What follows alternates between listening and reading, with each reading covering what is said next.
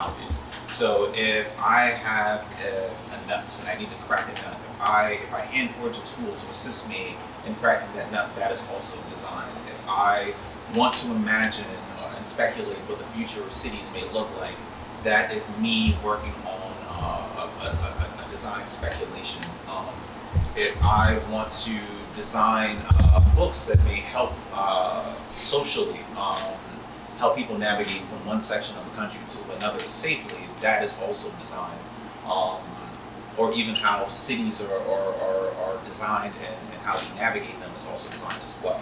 So really anything that you can consider that's made by human hands or made in general for the purpose of curating or amplifying human existence is considered design.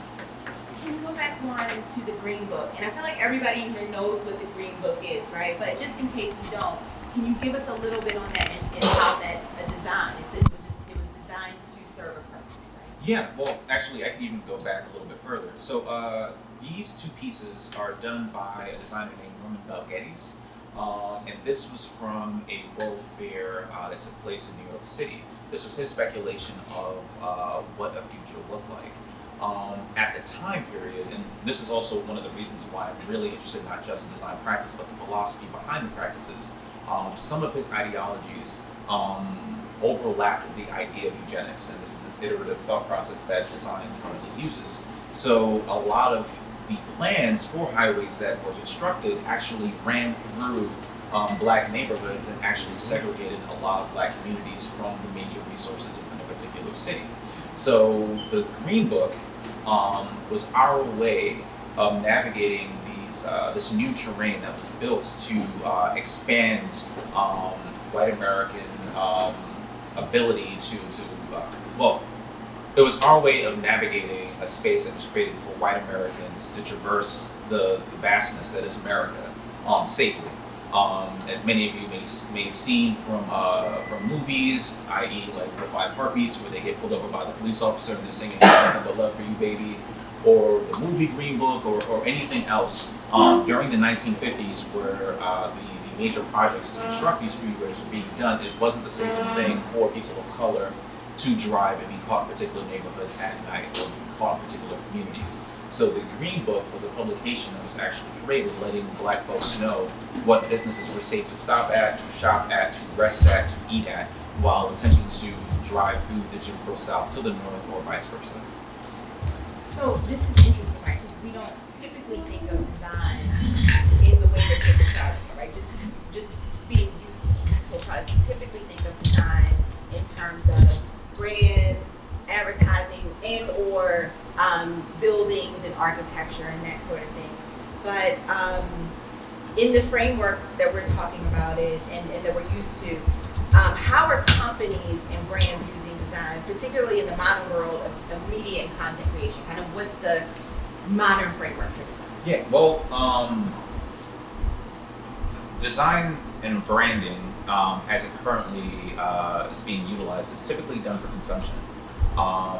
We typically design things to entice people to separate themselves from whatever revenue they may have in their pockets in order to assist us in lining our own, right? We then create these brands to exemplify particular ideas, and then people buy these items with the belief that it is their subscription to whatever ideology this brand stands for. So for example, you have Nike, right? Nike has made a history of aligning itself with sport bad boys and bad girls and also sport champions. They do this with the idea that if our champions or the people that we identify as being great are seen with this Nike logo, that everyone else who walks past something that's for sale with Nike on it will want to wear that out of this idea of mutual greatness, right? I'm not going to wear something that the best aren't wearing because I want to attribute myself internally to this idea of greatness. Nike, for those who don't know, is actually based on the Greek goddess of victory as well, and that's where the school comes from. But if we talk about the product itself that falls under the brand, it actually ends up becoming an object and signifier. The object then signifies an embodied context. So for Nike, it's the brand of winners. It's those who are far ahead of the competition. And anybody who wears it is then buying into this idea of a brand of champions. I am a champion because I am wearing Nike clothing versus, wearing something that's a lesser known sports brand. You want to wear what the greats are wearing versus the competitor. So in your work, level set on brand, in your work you refer to America as a brand. So can you expound upon that a little bit? And now we're going to get into the meat of it. So America as a brand, let's start there. Okay. And Omari, can you project a little bit? Okay. If you guys can't hear me in the back, just raise your hand and I'll just try to talk a little bit louder. All right. So this is a textbook. Well, this excerpt is actually from a textbook that I use in my classes when I'm teaching design classes. And it defines a brand as such. As competition creates infinite choices, companies look for ways to connect emotionally with customers, becoming irreplaceable and create lifelong relationships. A strong brand stands out in densely crowded marketplaces. People fall in love with the brands, trust them, and believe in their superiority. How a brand is perceived affects its success, regardless of whether it's a startup, a nonprofit, or a product. For many of you that may be graphic designers, most brand usually has an identifiable mark or typeface. For the United States and for many other nations, our identifiable marker ends up being our flag. And that marker usually has several different variations that still embodies the overall brand message. Brands also have palette colors. So for the United States, we have blue, the color of vigilance, perseverance, and justice. We have red, which is the color of hardiness and valor. And then we have the color white, which signifies purity and innocence. All of these in combination makes the marker that is known worldwide to represent the brand that is America. So, sorry. Go ahead. No. Go Additionally, you also have brand architecture. So brand architecture then talks about how things are set up corporately. So brand architecture refers to the hierarchy of brands within a single company. It is the interrelationship of the parent company, subsidiary company, and products or services, and should mirror the marketing strategy of that brand. So to then explain that in more simpler terms, you have the parent company, which is the United States as a nation. You'll have subsidiaries, which can be your states. I flew in from Texas, which is a smaller portion of the overall grand nation, the United States. And then you have your products or services, which ends up being your territories or colonies. And for this, I'm using Puerto Rico as an example, each of which are part of the larger nation, but hierarchically each play different roles within the overall brand itself. So there's my question. From a design perspective, what this is just for the people in the back. What is the product of America? So from a brand perspective, the product of America ends up being Eurocentrism. How we depict ourselves in the mythology of America, the idea of us being the land of the free, preaching civilization, and then going around the world and attempting to get them to be civilized by our definition. The history that we teach our children, regardless of what their color is and where they may come from, the history that we teach and omit. Also how we define the idea of what is American and the American dream. Whenever we say America, we're not necessarily talking about people of color, we're talking about whiteness as the default. The evidence of this is by the labels and subcategories that we give other people. So when you say American, you automatically think white. Whenever you think of a black person, you may say black or African American. You may think of somebody who's from a Latin-speaking country, you may call them Latin American or Asian American. But all of these are subsets of the overall nation itself. You have America as, well, you have whiteness as the default and Eurocentrism as the default, and everything else is the extracurricular. So, how do we think? What? I think the next one. Yeah, go to that. Okay. So when we talk about brand as a culture, Whenever you brand something, as I mentioned beforehand, it communicates a particular message, right? How we identify what is and what is not a luxury-based item is a brand, is an overall brand message. If I was to say I had a luxury phone, everybody, or for the most part, would then think of an iPhone or a smart device as something that is defined as luxury, because of how that brand message has resonated with our society currently.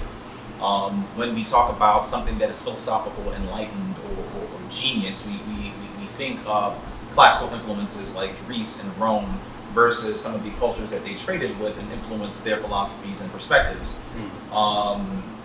The radio stations that we listen to and the reasons why we listen to them.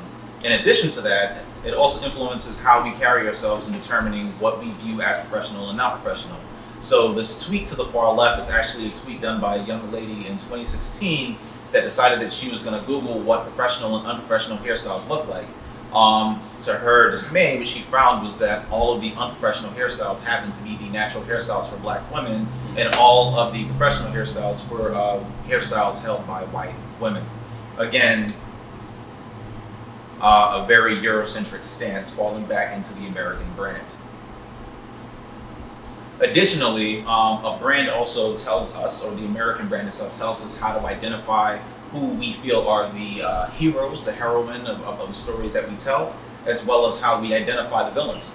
For those who are not familiar with old classic Disney cartoons, they had a very bad habit of making all of their villains look more ethnic than the heroes of the story. And even the people in these stories that were supposed to be of color still looked more Eurocentric than most people from the nations that they were supposed to be depicting. So, so in all of that, in that American defined culture, where does Black identity fit in? How do we fit into the American brand identity? Yeah, definitely. So going back to the earlier argument that I was making about the parent company, subsidiary, and product or service, Black people typically fall into the product or service category with the overall brand. Not necessarily a part of the main brand, but again, something that's extracurricular. If you think about other brands, think about McDonald's, right? You may think of the McChicken or the Happy Meal or even the Big Mac as a part of the overall brand, but it is not the brand itself. A product or service can be discontinued and the brand can still be intact. It's not necessarily as important or as priority as the brand itself. A person that spoke about this very well was Chris Hayes in his book, A Colony and a Nation. He used different terminology than myself, but the arguments are still the same. In his book, he argues that a colony reflects the core value of the overall nation, sans the core protections of being a part of the nation. An example that I can use to better illustrate this is Hurricane Katrina. In her book, Sister Citizen, author Melissa Harris Perry talks about this image that went viral during the Hurricane Katrina incident. It was a group of Black folks that sat on their roof, and instead of waving a white flag, which was being done by white residents of Louisiana and New Orleans during this time period, they decided to wave the American flag. This act was done intentionally to communicate to those that were surveying the space and deciding who to rescue and not to rescue that I too am American. But this was only necessary because they were viewed as something tertiary from the official brand. If the default American only needed to wave a white flag in order to garner attention, and the Black Americans had to wave an American flag to talk about, or as a critique of the protections that they should have, it then lets you know where we fall in that overall branding system.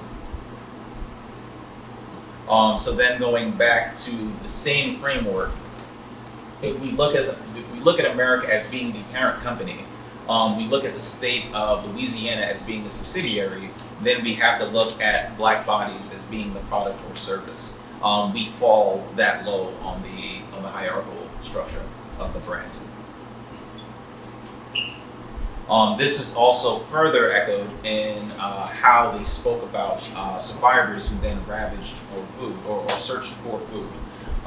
For the white residents who broke into stores and looked for food, news articles talked about them as finding food versus the black residents who then broke into stores looking for food. We were accused of looting. To break down further the choice of words, looting and stealing echoes a sentiment of criminality, but finding actually echoes a statement of entitlement. You can't steal something that isn't yours to begin with. So by then saying these people of color were stealing something, it then further lets you know where they stood on the hierarchical grid structure. So talking about black identity and black imagery in media and marketing, you talked about the history of the black image and how it's changed as America has changed. So I find this interesting. We go from, and you talked about, we go from the submissive or subservient image of black people in media and advertising to the black brute. And so can you tell us more about that? And especially in light of us changing from Aunt Jemima to, what's the new name? Who knows the new name of Aunt Jemima? Pearl River Company. Okay. So we're trying to change that. So tell us about the history of that. Yeah. Well, I think the thing that a lot of people don't necessarily realize is that capitalism has its roots in colonialist practice, right? It wasn't too long ago that people of color actually physically happened to be products that were traded. So if we talk about the image of black people, especially within design, we have to talk about how the first images of people of color within print media that were distributed actually happened to be a newspaper that attempted to sell us. Sell or trade or find us if we ran away. Aunt Jemima, which was America's oldest surviving trademark, actually was established, I believe, a decade after the first Juneteenth. So within 10 years of the final states abolishing slavery within the United States. This was done as a very nostalgic attempt to harken back to the idea of the place that black people should play. So the images of Aunt Jemima, Uncle Rastus on the cream of wheat box, as well as Uncle Ben, were all images of black servants who took joy in serving the plantation owners. During slavery, images of black people showed them as being gleeful and happy. And it was believed that black people were at their most joyful when serving white families, and that if we freed them, then they would delve into social deviancy and then become a risk to society. Post the Civil War and during the Reconstruction, once blacks started being given political freedoms and liberties and the ability to vote, our image transitioned from being the happy subservient Negro to being the black brutes. And then we saw stories and ideologies such as the one in The Birth of a Nation, which then depicted black men as being this ravenous, lustful force that sought nothing more than to sexually assault white women. This idea of black men and the harm that they could cause to white women was well, I'm skipping ahead, so let me not skip ahead. But this idea of civility being white, transitioning from the Jim Crow South era, the Aunt Jemimas, still echoes itself in some of the ads that we see today. So for example, this Nivea ad, which was done, the campaign itself was titled "Look Like You Give a Damn." There were several different variations of this ad, which then argued for men to do better jobs of grooming. I believe the one that featured a white male had some slogan that said, "What happens in Vegas stays in Vegas," and it was about this guy looking extremely rough. But for the black male that participated in this, he was holding an afroed image of a black male and getting ready to toss it. And the slogan for this was "Re-civilize yourself." Again, falling in this idea of whiteness as purity and whiteness as civility, and everything that's of color being barbaric and needing to be tamed and controlled. Growing out your natural hair is uncivilized. Having a beard is uncivilized. It's political for you to be your natural self and for you to express yourself as you would be without further alterations for a Eurocentric perspective. But as I was mentioning, this idea of the black brute and the dangers that they cause to white women historically has had several harmful ramifications. This being the funeral of Emmett Till. Emmett Till was a 14-year-old boy who in Money, Mississippi was accused of whistling or winking at a white woman. That same evening, 3 gentlemen broke into his home, beat him to death, and then threw him into a river due to that fact. Outside, his funeral, his mother decided that she wanted it to be an open casket and wanted everyone to see the harm that came to her son over something so small.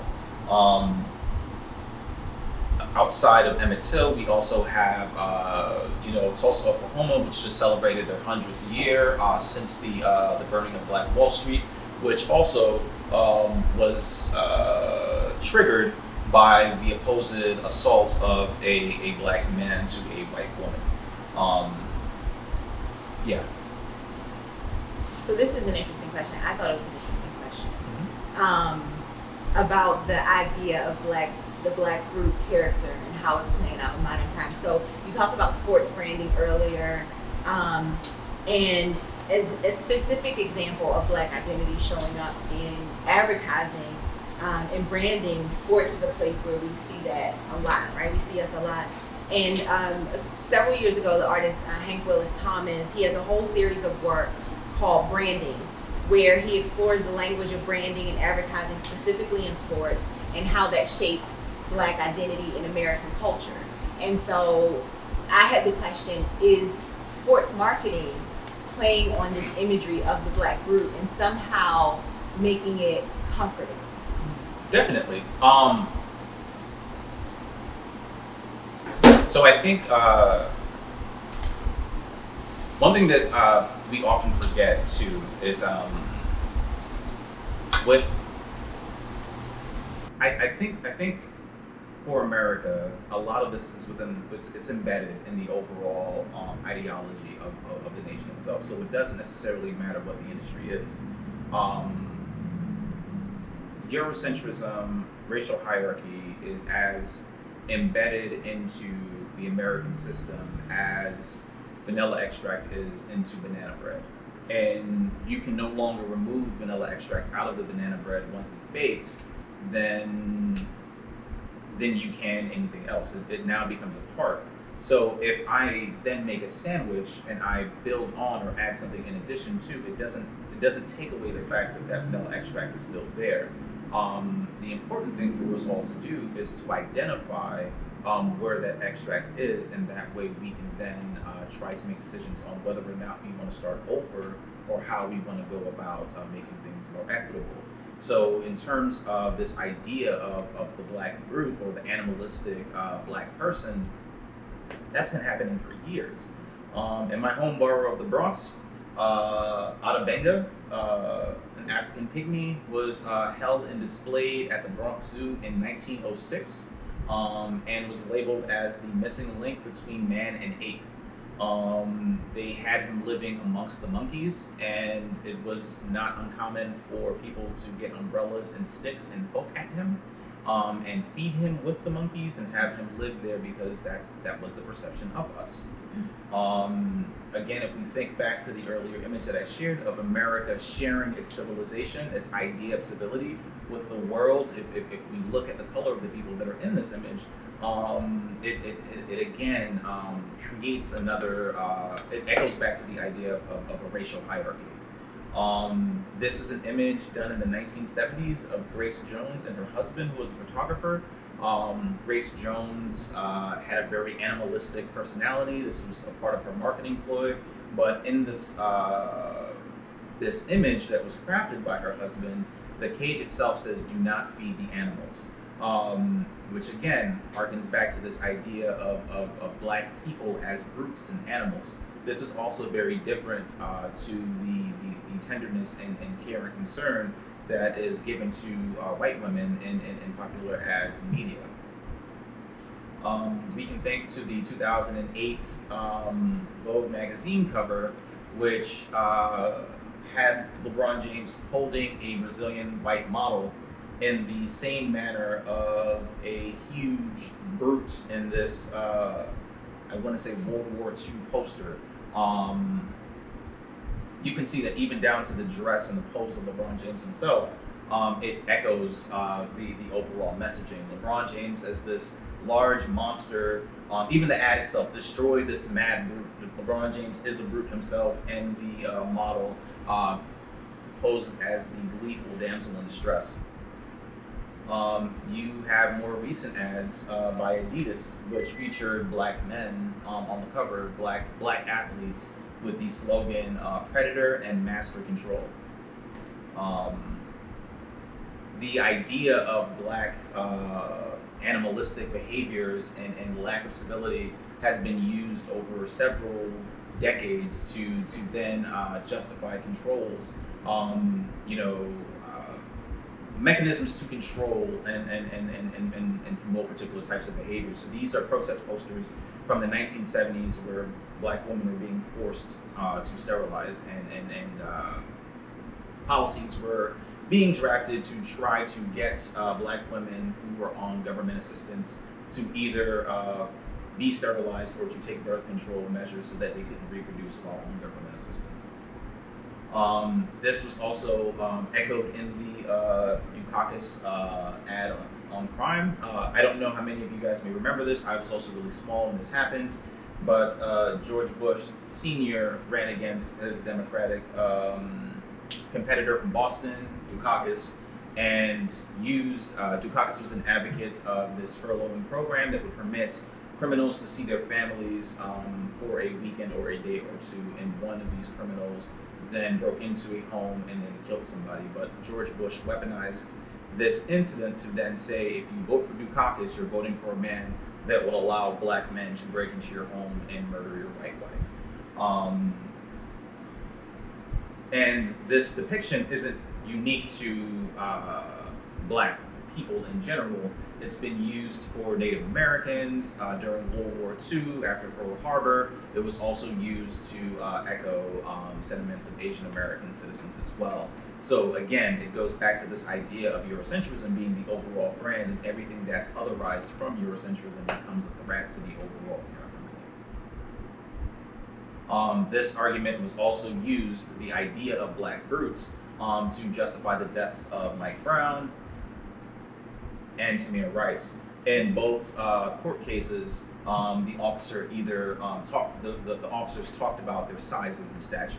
So although the officer that shot Mike Brown was the same size as Mike Brown, he talked about Mike Brown in the court trial. I believe the exact statement was, me trying to control him was like an infant trying to control Hulk Hogan, when in reality they were the same size. Or the officer that shot Tamir Rice talking about how much older than a 12-year-old Tamir Rice looked, and why that justified him shooting him within such a short time period. So here's a tough question. I'm not going to read all that. I'll let y'all read it. You can see it. But here's a tough question, right? And especially for those of us in the room who are designers, right, and image makers. How complicit are we in this narrative, right? So when we as a culture massage and promote these narratives, so in the music and the gangster image, right? LeBron in the Vogue magazine, someone had to see that. He had to see that, right? He had to understand what he was going to do or what the image was going to be, and maybe he did it. But how complicit are we in promoting these ideas consciously or unconsciously? Very. So language within itself, whether it's spoken language or visual language, is an exchange between multiple parties and requires the consent and agreement of that party in order to communicate whatever is attempted to be communicated. So for example, if I want to create a new catchphrase, for it to catch on, I have to then say it. It has to be recognized by the person I'm exchanging it with, and has to be agreed upon as something of value, and then that person then shares it, and that's how it's distributed, right? For a particular ideology to then be distributed, it's the same thing, right? It takes multiple parties in order to communicate a particular message. So the issue then becomes, if we're talking about America from the lens of Eurocentrism, in terms of history, how history is being taught, what's being omitted from the stories that are being taught to our children in the classroom, how we're distributing values within classroom settings outside of the home, you then have people that may be complicit in a particular thing without understanding the harm that it's being caused at the same point in time. So maybe LeBron didn't understand. Yeah. LeBron James never went to college. And LeBron James, being a resident of Akron, Ohio, which notoriously is underfunded educational systems, may not have been fully aware of what that image was and what it meant. I myself, as an academic, I assumed it was a King Kong poster, and it took me additional time of performing research and knowing how to perform that research to realize what all was there in terms of coded messages. But I think even outside of LeBron James, being a part of that, you have you have us as the consumer not necessarily being fully aware of the harm that it may cause with us buying particular products or adhering to a particular ideologies. You mentioned Hank Willis Thomas, and he had a series called Branded where he talked about the relationship between being black and brands themselves. The idea of branding something is a term used by designers today that talks about corporate branding and corporate messaging and identities, but it wasn't too long ago that branding was something that was done to stake claim to livestock and to slaves. Slaves were branded, cows were branded, horses were branded to let other people know what home this animal or person who wasn't viewed as a person belonged to. Hank Willis Thomas, in that same series, then decided to talk about and critique things that are being sold today that heavily relied upon slave labor in order to become profitable. So this actually is the Middle Passage reformed into an absolute bottle. And the reason that it's done so is because absolute rum requires sugar cane, and for my fellow Yardies that are here, we didn't pick cotton. We were the folks that helped make sugar and participate in the sugar trade. So for this piece makes commentary on how, although slavery is done, the fact that these companies used slaves to build this industry means that it gave them a competitive advantage to other people that may have had to pay for that labor. So they had a jump start ahead of other people, and it permitted companies that have done that to exist today. There have been articles and books like Half Has Never Been Told that talk about companies that exist today that profited off of slave labor. For example, Brooks Brothers. Brooks Brothers made clothes for slaves during the slave auction. While they're now a luxury brand, they have their history in slave trade. They may not have owned slaves themselves, but they made money from the trade. They're insurance companies that made money by insuring the slaves themselves. So if a slave died or was injured, the slave owner can recoup some of that lost damages. Universities that took donations from slave owners or even gave slaves to tenured faculty to assist them in their home dwelling to make life a little bit easier for them. The commentary on this idea of sugar, it goes. Other artists outside of Hank Willis Thomas have also made similar commentary. This is a sugar Sphinx done by Carol Walker. This Sphinx was done completely out of sugar in a Dominion sugar factory in Brooklyn, New York that was going to be decommissioned. But before being decommissioned, she wanted to make this piece that was commentary on the history of sugar and its relationship to Black people. This piece also showcases, she liquefied some of the sugar, made these mold casts of black babies that also assisted in the development of sugar. The liquid sugar actually melted in the factory, and it was her commentary on how gruesome the task of making sugar was and how much it wore on the bodies of those who did this labor for free.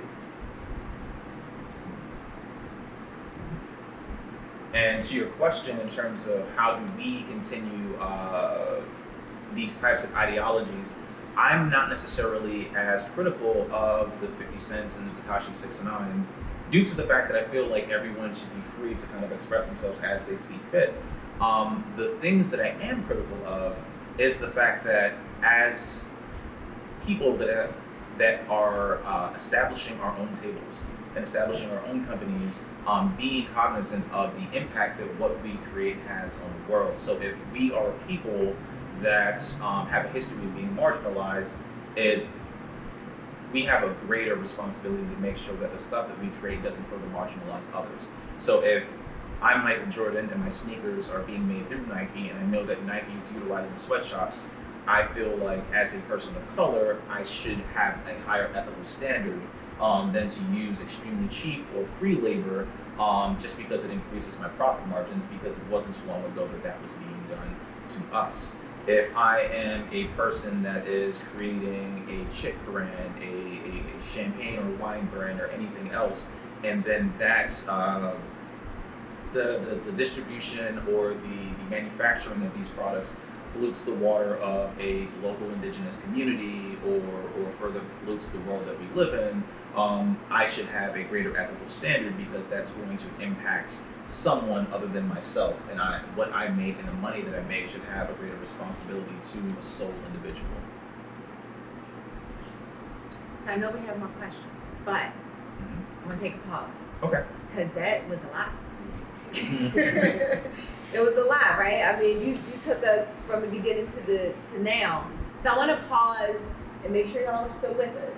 And do you guys have any questions? Are there any questions in the room or thoughts that you're holding you want to share? Go for it. This is a great talk, so I appreciate you sharing all your thoughts. My question is sort of around how you feel appropriation sort of plays into this cycle, specifically when we talk about hip hop, right? Because the beginning of hip hop, we can talk about it being like a very small microcosm of music, sort of growing out of people telling their own authentic stories.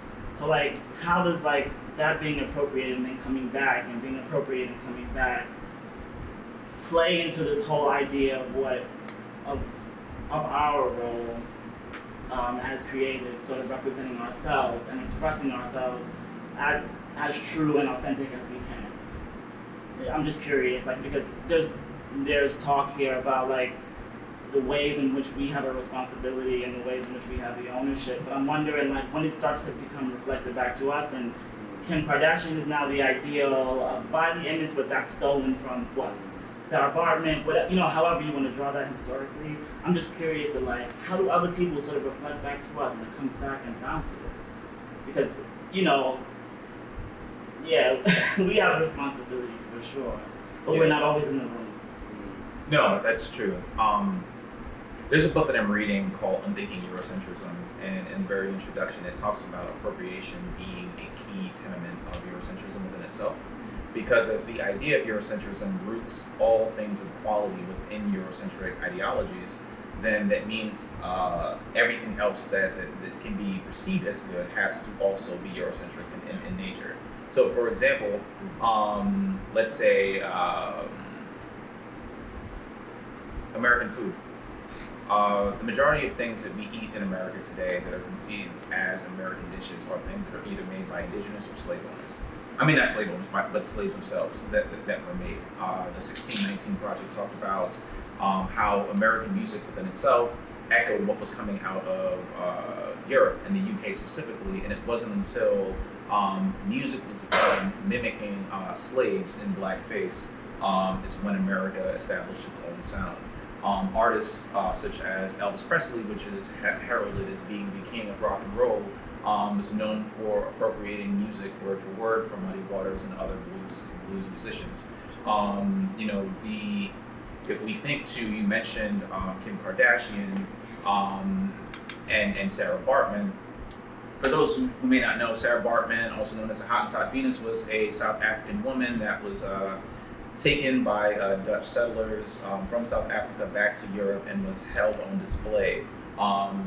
To them, her butt, which was larger than the average European woman, and her breasts, which were larger than the average European woman, were heralded as examples of Black people having insatiable sexual appetites. So their genitalia needed to grow in order to match their level of desire. And it was also held to communicate primitive nature of Black people. Even so much so, when Sarah Bartman died, just a few years of being taken to Europe, her labia was still being held on display at the British Museum, and was petitioned by President Nelson Mandela in the 90s for her remains to be sent back. So this was something that was done centuries before Nelson Mandela became president, and it took Nelson Mandela petitioning for her remains to be sent back. The picture of Kim Kardashian on the paper cover, almost beat for beat, echoes the circus ads for Sarah Bartman. But again, Kim Kardashian is viewed as white, so the sexuality that she distributes then becomes exotic, when for Black women it becomes primitive. If we think of Manet's painting Olympia, which showcases a nude white woman, what separates this painting from being a classical nude, in part, is the cat that's in the painting, as well as the Black servant that's in the background. And the reason the Black servant that's in the background communicates something different is because Black women at that time were heralded as the face of Black deviant sexuality. So the fact that a nude white woman would be in such close proximity to a Black woman communicated the fact that this woman was a sexual deviant herself. So this Black woman then she becomes the accent to the room to set the stage for this type of behavior. While this painting is old, we think to 2013, where Miley Cyrus performed at the VMAs, her twerk session, right? In order to shed this image of Disney innocence, she goes on stage and she performs this dance that's known to be performed by Black women. And instead of having a diverse array of Black performers, she then picks fairly large and rotund Black women to twerk on stage with her, being the accents that then accentuate her sexual availability. So it's in a lot of ways, it's not history repeating itself, but it's history rhyming. So to go to your point, according to that book, appropriation is in part a staple of Eurocentrism. If we keep the responsibility that we have, not just of people of color, but just as American citizens, as the nation becomes more diverse, is attempting to expand that scope beyond Eurocentrism, so that all stories are valued, and perspectives are valued, and cultures are valued in the same way that we value European perspectives and contributions to society. If I can jump in there too, I think what you described is a vicious cycle that we're all subject to, right? So it's important that we understand this history and that we understand these images, right? Otherwise, we get caught in it the way that LeBron was caught in it, right? That was we're going to presume that it was obviously completely accidental that he put himself in that image, right? Yeah.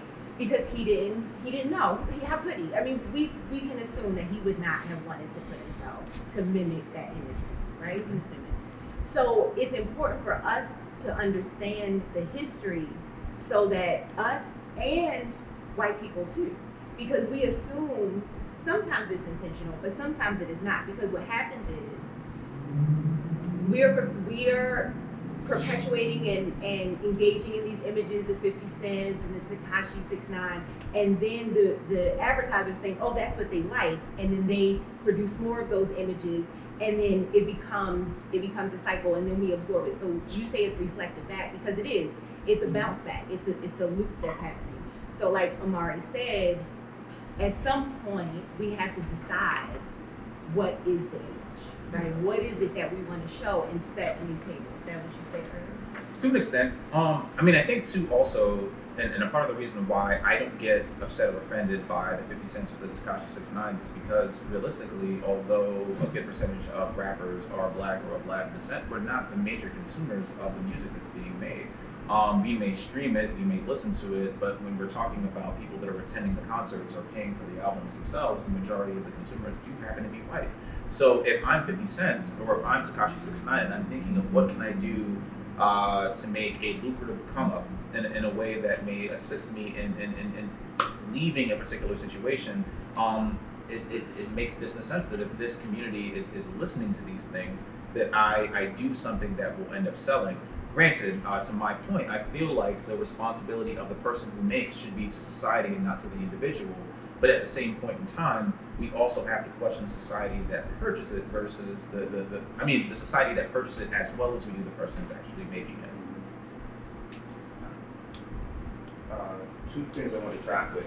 The kicker for me was what we were tracking with Miley Cyrus, and at the time she was dating Mike Will, right? The producer to Gucci Mane, Mr. My Skin, My Logo. So that part, right? But the other part I want to speak to was tracking with what you were saying about Kim Kardashian.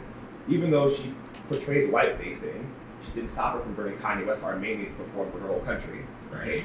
And to that point, it tracks along with the Aladdin reference, right? And the Disney stuff. Like, out of all those characters, Aladdin historically is the most white facing, and Jasmine is the most exoticized, right? Even more than Nala in Lion King. But the question I had for you, tracking back a bit further in this awesome deep dive that we're doing, was about the breakdown of the flags and the company, and the products. And after it, I don't bother going back that far.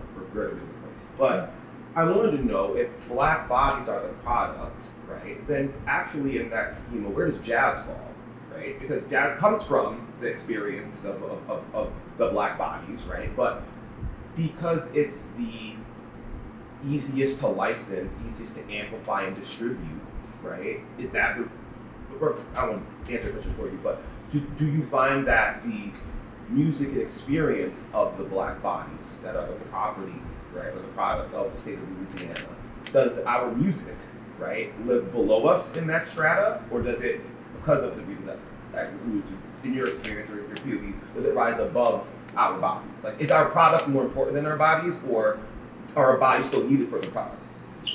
No,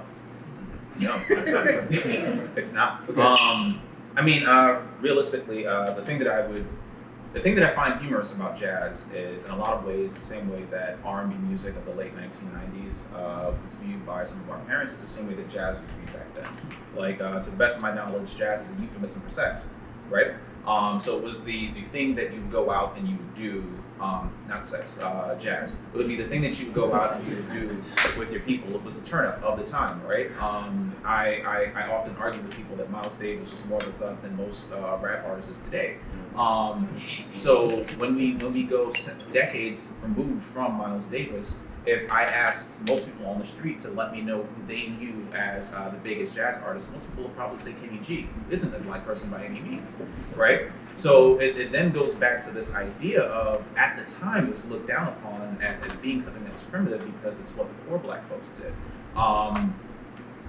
But now it's no longer a black thing. You don't think of a black artist when you think of it, unless you're thinking of the Harlem Renaissance itself. And then you begin to talk about the Duke Ellingtons and folks of that time period. But if we're talking about modern day jazz, we're not thinking of black bodies anymore. So in a lot of ways, while black people aren't always valued, the things that are created from the subculture of blackness is valued and does become a part of the overall brand. So if we think about Coca-Cola, Coca-Cola has a ton of IP, right? It's not just Coca-Cola itself, but the soda itself becomes a staple of the overall brand. Things can become a staple of the brand itself, but things can also be canceled. So if jazz is taken on as a staple of the American brand, it then becomes reformatted as no longer a black thing. And it doesn't necessarily say that everything needs to be a black thing, but it goes to the point of, if it's music about sex and it's what black people did and was viewed as being primitive, so it was done at a time period to set the mood when people were attempting to be raunchy. Fast forwarding a few decades, and it's now being studied at institutions and colleges, and people are performing these pieces in informal settings. it says a lot. It's come a long way, and the people that initiated this don't necessarily get the same credit. And in essence, that's what appropriation is. When an idea is taken, essentially plagiarized, an idea is taken without the core source being given its credit. Another example could be the virtual museum exhibit done by the Smithsonian called A to B, Africa to Bauhaus. For many designers, the Bauhaus is the quintessential school of thought, where many things have come from. For graphic designers, it's a staple, right? The key influencer is Swiss style design and what most institutions that teach design practice today. But what's omitted is the West African influences that inspired the Bauhaus movement. And the Smithsonian did an entire exhibit that showcases West African art alongside the German output, and how these were clear influences, but it was appropriated, and the people that influenced this idea weren't given credit. Or we could talk about Picasso and many of his paintings that were inspired by African masks. But we don't hold African masks to the same value that we hold the paintings that were inspired by them. So again, there are aspects where Black people have contributed, but we're not necessarily given the same credit. And the history that we have with particular topics being omitted is a part of the reason why, for many, we fall so low on that hierarchical standard, because we're not confused, society's confused about the contributions we had. During the Trump campaign, and I know I'm rambling, I'm sorry. During one more thing I wanted to say really quick. During the Republican convention that took place in 2016 in Cleveland, Ohio, there was a senator, I believe his last name was King, and this senator sat on the dais with a few other reporters, and they asked them about the diversity levels of the Republican convention, and asked them why there weren't more people of color there. And his response to them at the time period, you guys can Google it, is, what are some of the contributions to society that some of these other ethnicities have created? So why is it important for us to have these people if they've never contributed anything to society? If Europeans are the ones that have created all of this, why is it important to have diversity for diversity's sake? So when I say expanding beyond the lens of Eurocentrism, it isn't me saying that we need to practice cultural erasure for our European contributions, but it's also giving credit to some of the other cultures that have contributed to the greatness that has become Western society, so that we all can take part in the fruits that come from so that we all take part in the fruits that have been developed from the seeds that have been planted all these decades and centuries ago. Thank I will take one more, and then two more. 1, 2, and then we'll wrap it up with what do we do? Okay. That's Yeah. How do we do? Okay, so you. Real quick, this is fascinating to me because I am a visual artist in a way, communicating messages visually, and I'm honored to be doing this right now. As you guys is being a part of this, but I guess isn't appropriation like the core at its core? Isn't it the nature of capitalism in a way, right? And so like a lot of the arguments you've laid out kind of really chart the evolution of how design mimics and reflects, right, part of what the culture is. You even talk about culture or language as an economy in a sense, right? So this exchange, this agreement for an exchange of value, right? And so like, when I tie together, I'm trying to ask multiple questions right now to make it succinct. So I want to tie together the perpetuation of a political and economic system, right? Like, is that where we need to start as far as reevaluating, like, the essence of our culture and what design is perpetuating, right? So, like, the social organization, and it goes back to, like, is the expression or what we're witnessing as part of this echo chamber, is it a byproduct of just our expression, right? Or is there some intention that supports Eurocentrism, which is also, like, supported by capitalism, like, and looking at design that way in a systematic way? So like is where we need to start at the system, right? Like politically and economically, right? So we can take back ownership of what was appropriated. Yes. So yes and no. I don't think there's much of a separation between capitalism and colonialism. I think if you look at trade routes and who retains power and who does not have power, a lot of that distribution of wealth and power actually echoes colonial trade habits. The only difference is now it doesn't take military forces to keep people in a particular place. We just do it now through products and debt. America continues to sell American items and American ideologies to cultures that don't necessarily belong to us anymore. And it becomes cheaper for us because we no longer have to protect that territory. We no longer have to man those stations. It becomes the Netflix to Blockbuster. We don't have to have brick and mortar stations anymore, i.e. the territories. We can just stream our stuff there and have people consume it. A part of that distribution and that power structure is part of the reason that some other cultures have issues.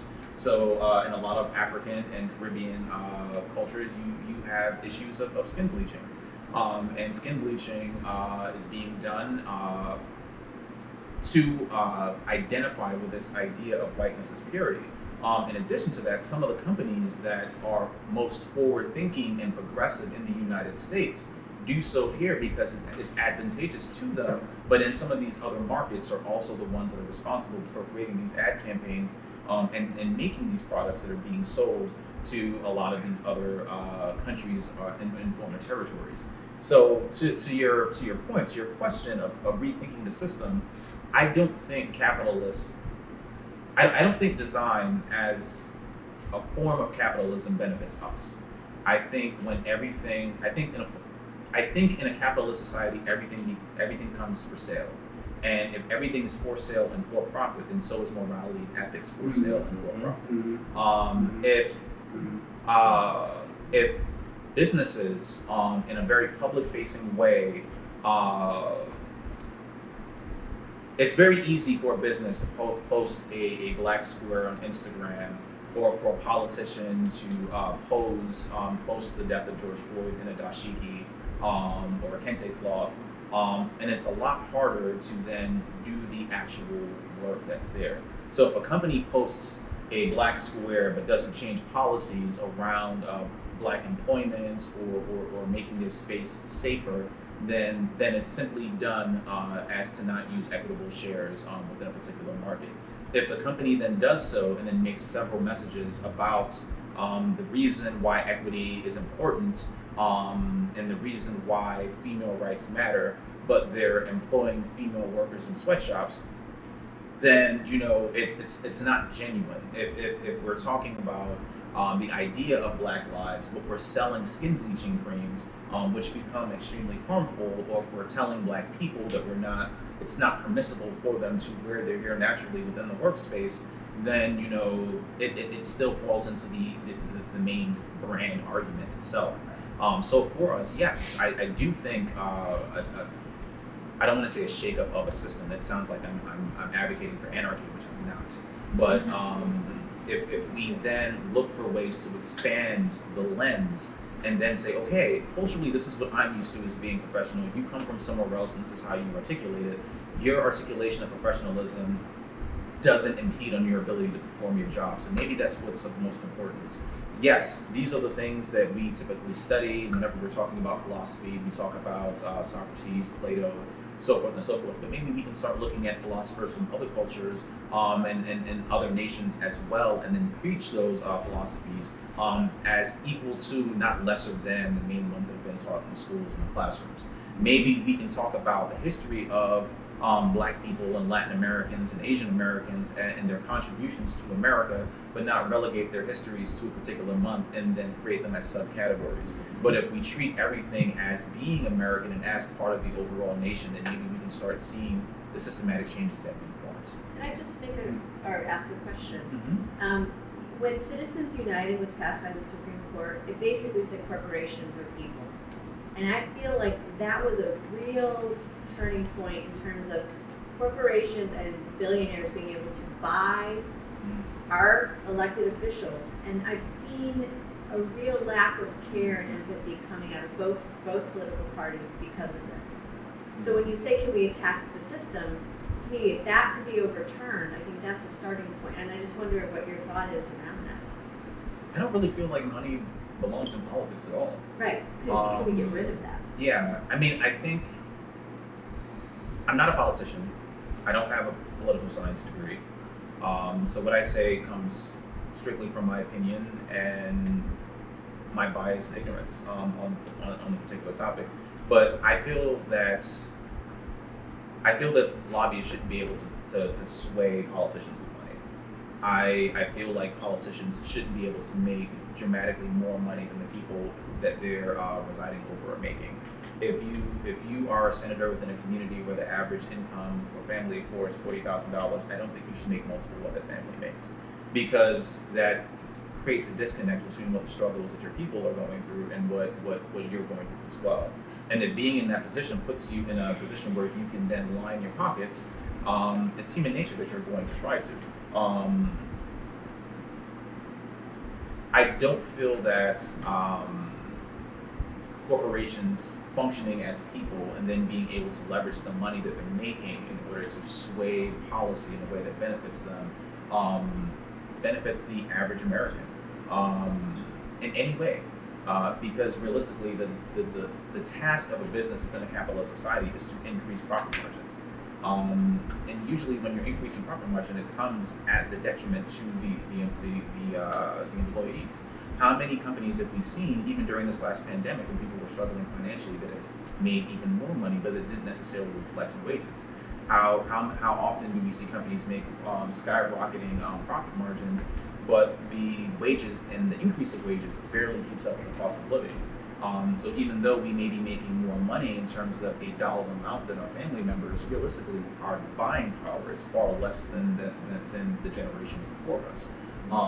So for me, I feel that we're at a disadvantage when the people that were voting into office to make additional money making side deals versus advocating for us. Now, if it was something where the politician would make more money if the average American and that he resided over made more money, I would be all for it, because it incentivizes everyone else doing better versus one person.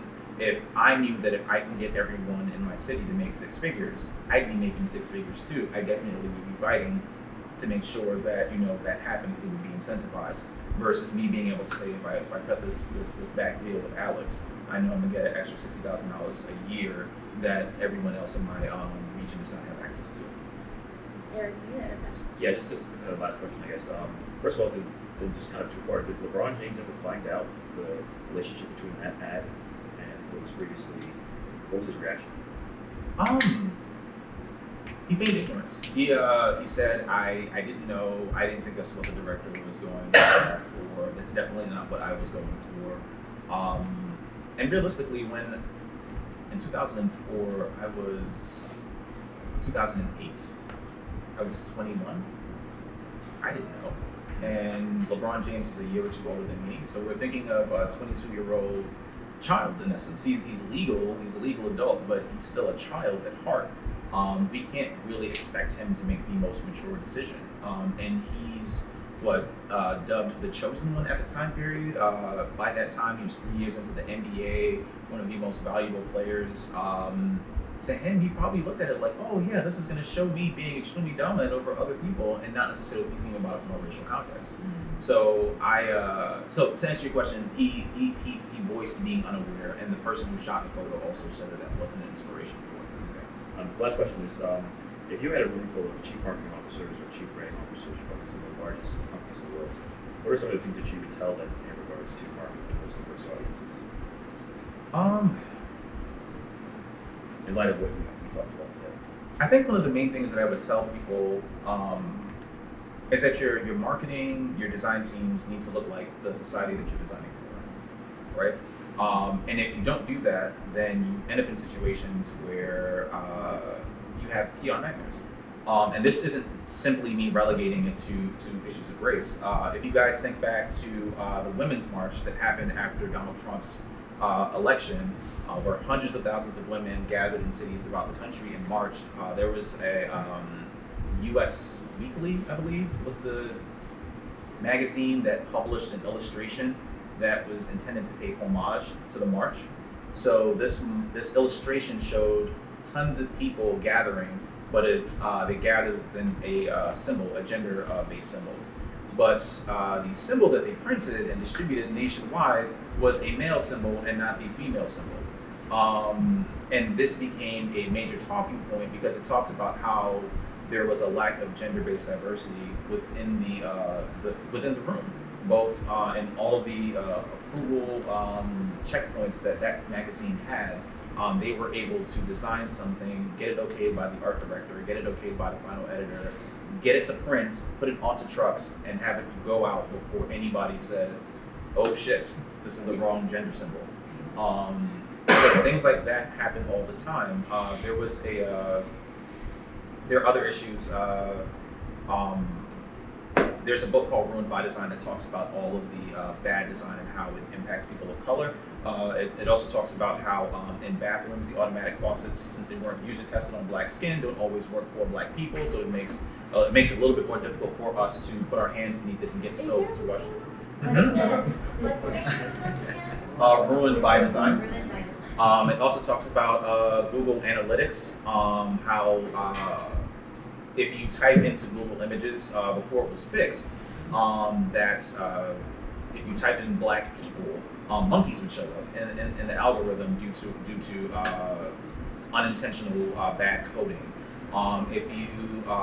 There are other organizations that are attempting to do facial recognition technology, and due to the lack of user testing with black people, it fails the most on black people versus any other group. So the thing that I would say is you have to diversify your team. You have to have your team look like the people that you are intending to build your services for. And if the people that you're hoping to sell for are women, are people of color, or trans, or Muslim, or non-English speaking, or differently abled, like all of these things, they need to be in the room in the decision-making process while these things are happening.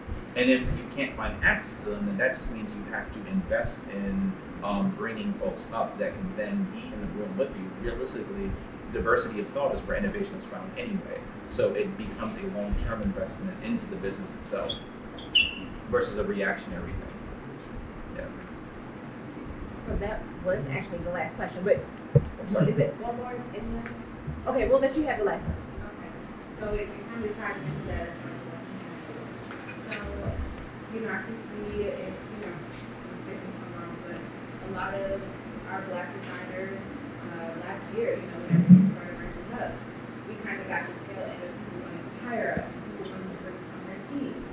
And okay, that's all fine and everything, but what happens when they only bring us on for the Black History Month projects, or the Diversity and Inclusion projects, or things that are only that they think, in their opinion, are relevant to us.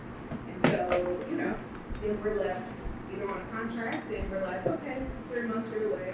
I mean, it happened to me a few times. It's like, oh yeah, you can work on this Black History Month project or within, IMD or whatever, and then we'll get rid of you. So how do we stay in the conversation? How do we force ourselves to be in those rooms?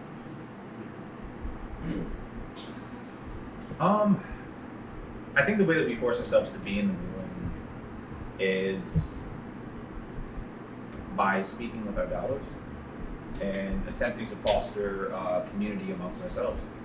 If Target only hires black designers during Black History Month, and my goal is to get more black designers into the room because I'm black 12 months out of the year, not just in February, maybe I don't shop at Target anymore.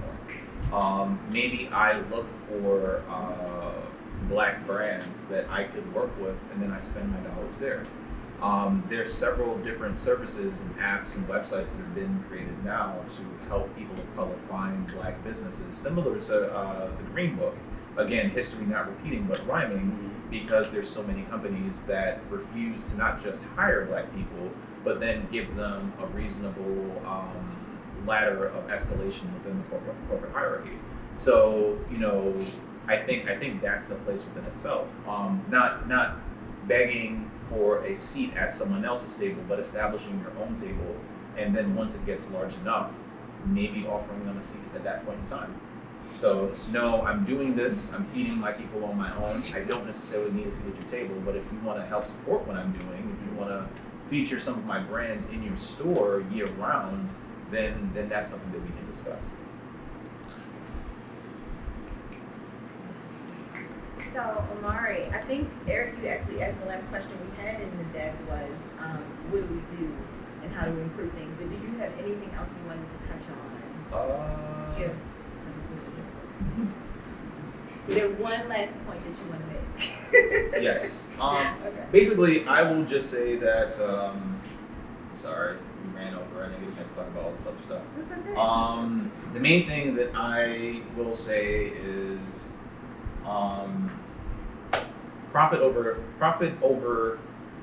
people over profit. Design and design initiatives should value the impact that what we create has on society, not necessarily how much we can sell and how much it can improve our lives as individuals. I took a class on anthropology when I was an undergrad. And one of the things that we studied in anthropology class was a society in South Africa that lived outside of the urban setting. And this society was all rooted in the roles that everyone had. The hunters needed to hunt, the people that watched the children needed to watch the children, the people that built the shelters, and the people that took care of agriculture took care of agriculture. There was no social hierarchy within that society because they realized that anyone did not perform their tasks, no one else would be able to perform the tasks. That the people that educated and watched the children didn't do so, the people that needed to hunt didn't do that. And if the people didn't hunt, then the people that, everything fell apart. So everybody played a particular role and everybody functioned for the advancement of society. At the time, the people that were watching this society and were filming them and reporting it back to National Geographic started offering services in order to get photos. So trading watches, small pieces of jewelry, things of that nature. Then the idea of commerce came into play, and then the society began to crumble because people began to think, well, I'm getting more stuff or more gifts from my photo, so that means I'm better than you, I'm more attractive than you are, or I have higher value than you do. And then within a generation, that community that lasted for so long outside of major cities began to crumble. If we think about design, not necessarily from the standpoint of how much money can I make, but what good am I giving back to society, I feel like that changes the narrative and the perspective. It's not so much a matter of we need to do away with European ideologies or we need to amplify a more Afrocentric lens. It's what is best for society as a whole, for all people that live within the land that we occupy.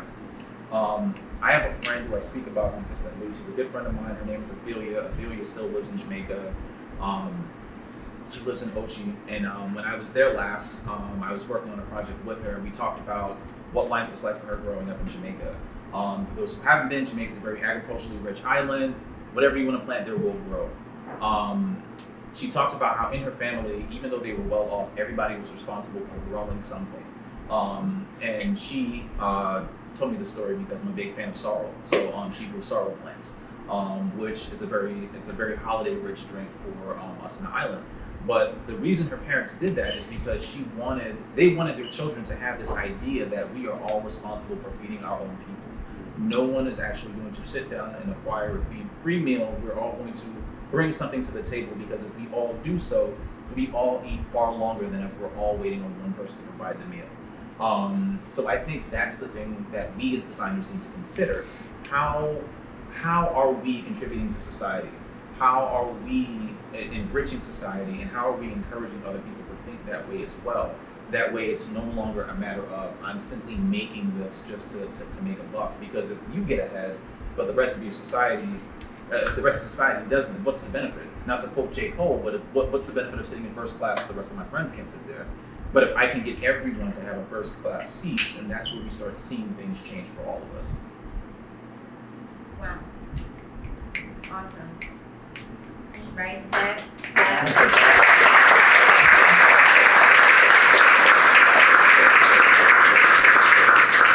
Any presentation that ends with a quote from J. Cole.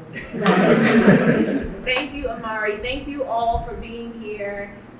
Thank you, Elaine and Shada. Shada, are you still down to give tours if people want to see Be Nice House? I'm happy to give them. Okay. There's some wine left, so please, if you have any questions Omari, and I will be, well, you don't have questions for me. Omari will be here. And if you want to take a tour of the space, Shada will be here. But thank you guys. This was amazing. Thank you, Omari, for flying here. We're going to make sure we make it worth your while. We're going to party and find some soul, you know, we're going to find some. You know there's a Jamaican restaurant in Atlanta somewhere. There's some. We're going to make you feel at home. But thank you so much for this. No worries. Thank you guys for having me. Absolutely. And thank you all.